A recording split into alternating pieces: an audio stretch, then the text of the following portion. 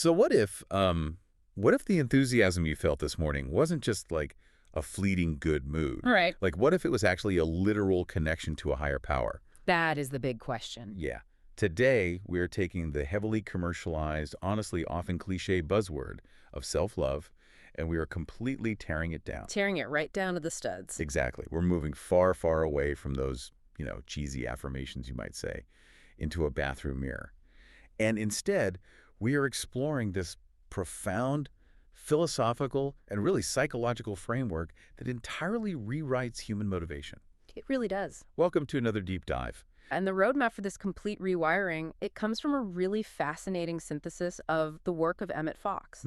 He presents this spiritual and psychological perspective that is, honestly, deeply transformative because it frames self-love not as vanity or like arrogance, but as a fundamental recognition of your own divine value. Right. It completely bridges the gap between these ancient philosophical concepts and the highly practical, often pretty brutal reality of modern psychology. Okay, let's unpack this.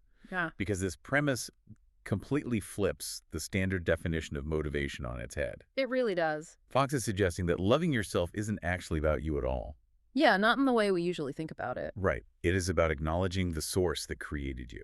Hmm. And to get there, we kind of have to throw out our conventional definitions of love and joy. Totally. Because Fox asserts that love isn't just a chemical reaction in your brain. Yeah. And it's certainly not just that warm feeling you get when someone does something nice for you. No. He describes love as a literal spark of the divine. And we definitely need to clarify how this philosophy defines that divinity, how it defines God. Because it is intentionally very broad. Super broad. Right. It is not strictly tied to one specific religious dogma. I mean, you could interpret that source as a traditional religious figure, sure. But you could also define it simply as nature. It can mean the compilation of all good things in the universe, or honestly, even the miraculous, unfathomable complexity of your own genetic makeup. It's the ultimate source, whatever you perceive that source to be. Exactly.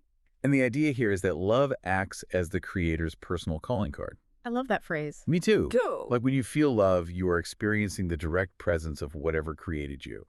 But the detail that really, changes the paradigm here is the etymology Fox uses to prove this point. Oh, this is the best part. It's so good, specifically looking at the word enthusiasm. Right. It completely shifts how you view your own emotional state because the word enthusiasm is derived from the ancient Greek word entheos. Entheos. Yeah. And entheos literally translates to in God. Okay, I have to say, I was geeking out over the word entheos when I read this. It's mind-blowing. It is. Because it means whenever we feel high-spirited, whenever we feel deeply joyous, loving, or even just enthusiastic about a project at work or a relationship or just like a beautiful sunny day, Yeah. we are just experiencing a random spike in serotonin. Yeah. According to this framework, we are experiencing a direct connection to a higher power. We are entheos. We are in the source. What's fascinating here is how profoundly that shifts our perspective on everyday energy. Right. Whenever you feel genuine enthusiasm, completely regardless of personal worldview or religion, you are tapping into a current that is larger than your individual self. Yes. You are experiencing a direct connection to the source of all good things. I want to visualize the mechanics of that for a second because I was thinking about it like this. We usually think of enthusiasm as a battery we have to charge ourselves. Oh, definitely. Like you drink the coffee, you hype yourself up, you find the motivation from somewhere, and you act as your own internal generator. And it is so exhausting. It is exhausting. But this philosophy is saying enthusiasm is actually a plug. A plug. Yeah. When you feel high-spirited, you aren't draining your own battery. You are literally plugging into a higher power grid. The energy is external, and it's flowing through you. And when you realize that joy and love are currents flowing through you, rather than these finite resources you have to painstakingly manufacture every single morning, Right. it removes a massive psychological burden. It makes those emotions sacred rather than purely transactional. But that brings up a huge question. If we are walking around with the ability to just plug into this divine battery, why is our default setting so often self-loathing? Yeah, that's the real friction, isn't it? It is. Why does society collectively cringe at the concept of self-love? Like if love and enthusiasm are these incredible connections to the source, turning that love inward shouldn't feel so uncomfortable. Right. And that tension is what we might call the ego trap. The ego trap. Because as a society, we are conditioned from a very, very young age to believe that loving yourself is synonymous with being selfish or immodest or just purely ego-driven. Totally. We equate self-love with vanity. Like Yeah. you picture someone obsessed with their own reflection or someone constantly broadcasting their achievements on social media. Right. It's the cultural caricature of arrogance. Exactly. We actively avoid practicing self-love because, honestly, we are terrified of being perceived as self-absorbed. But the philosophy offers this major redefinition to dismantle that fear. It argues that when you genuinely love yourself, you are not actually loving your ego.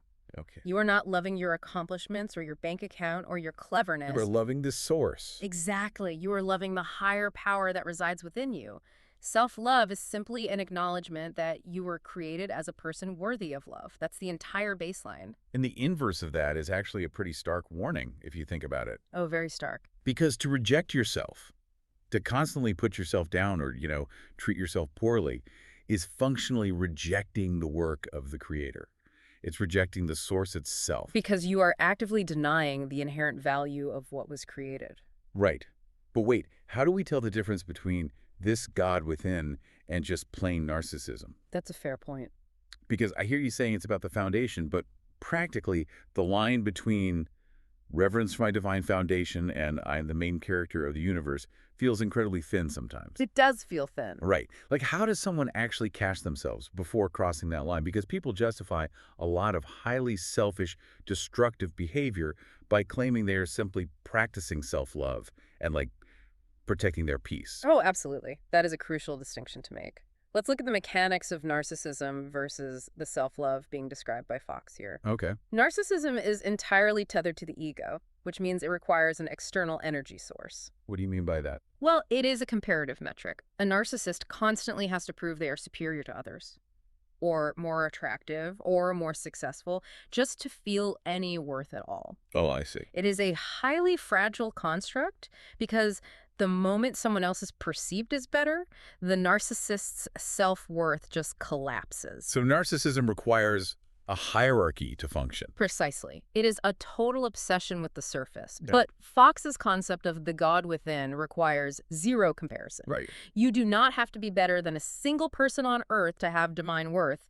You simply have it because you exist. You just have it. Yeah, it is a reverence for the universal foundation. And recognizing your own spark actually connects you to others because you realize they possess the exact same inherent spark. Okay, I really like that. Mhm. So if we look at it mechanically, it's like running a high-end operating system on corrupted hardware. Oh, that's a great way to put it. Like the creator or nature or whatever you want to call it provides this flawless software, the potential for joy, connection, deep enthusiasm. But if your internal hardware, like your baseline self-image, is corrupted by self-loathing, the system will eventually force a crash. It has to crash. Right. If you view yourself as a piece of art made by the creator, hating yourself isn't humility. It's like walking into a gallery, looking at a masterpiece, and insulting the artist who painted it. Yes. And if we connect this to the bigger picture, you can see how radically that hardware analogy dismantles our guilt around self-care. Oh, absolutely. Because we often feel so guilty for prioritizing our own mental or physical well-being, as if resting is an inherently selfish act, taking time away from more productive things. The hustle culture mindset. Exactly. But this redefinition removes that guilt completely. It transforms self-love from an act of arrogance into an act of profound responsibility. A responsibility. I love that. Yeah, you are the caretaker of that hardware. Yeah. You have a duty to maintain the system so the software can actually run. It completely changes the internal dialogue.